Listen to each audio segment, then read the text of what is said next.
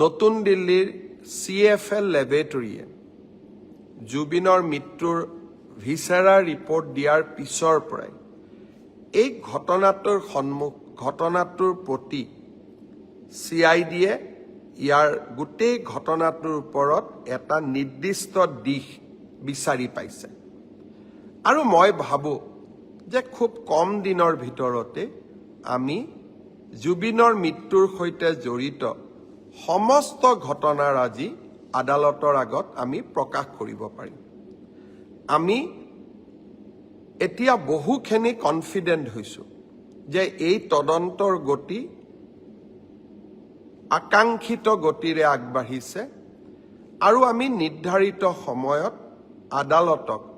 সমূহ খবৰ আমি জনাব পাৰিম ছিংগাপুৰৰ অসমীয়াসকল নহা বাবে আমি মনোকষ্ট পাইছিলোঁ অহাকালি 4জনকৈ ছিংগাপুৰৰ প্ৰবাসী অসমীয়া অনুসন্ধানত যোগ দিবৰ বাবে গুৱাহাটীলৈ আহিব অৰ্থাৎ আগত এজন আহি গ'ল এতিয়া 4জন আহিব 6জন এতিয়াও বাকী থাকি যাব মই সেই 6গৰাকী অসমীয়াক আকৌ এবাৰ কম যে অসমৰ হিয়া ৰামথু প্ৰাণৰ শিল্পী জুবিন গাৰ্গৰ মৃত্যুৰ তদন্তত সহায় কৰা আপোনালোকৰ লিগেল ৰেছপন্সিবিলিটি আইনগত দায়িত্ব আপোনালোকৰ মৰেল ৰেছপন্সিবিলিটি আপোনালোকৰ নৈতিক দায়িত্ব আৰু আপোনালোকে অসমলৈ আহিব লাগিবই যিসকলে অসমলৈ নিজে নাহে তেওঁলোকক কেনেকৈ আনিব লাগে তাৰ বাবেও আমি আইনৰ ব্যৱস্থা ল'বলৈ কুণ্ঠাবোধ নকৰোঁ মই আশা কৰোঁ আপোনালোকে সোনকালে আহক আপোনালোকৰ ষ্টেটমেণ্টখিনি লোৱাৰ লগে লগে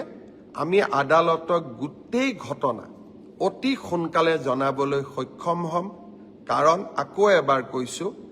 যোৱা কালি CFL দিল্লীৰ ৰিপৰ্ট অহাৰ পিছত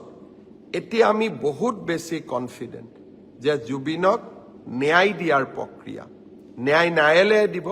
কিন্তু ন্যায় দিয়াৰ প্ৰক্ৰিয়াক আমি ত্বৰান্বিত কৰিবলৈ এতিয়া সক্ষম মই যেনেকৈ প্ৰথম মোৰ ফেচবুক লাইভত কৈছিলোঁ যে জুবিনৰ ঘটনাৰ সম্পূৰ্ণ তদন্ত আমি কৰিম আমি জুবিনক ন্যায় দিয়াম আজি মই বহুত আত্মবিশ্বাসী যোৱাকালি CFLৰ ৰিপৰ্ট দেখাৰ পিছত যে হয়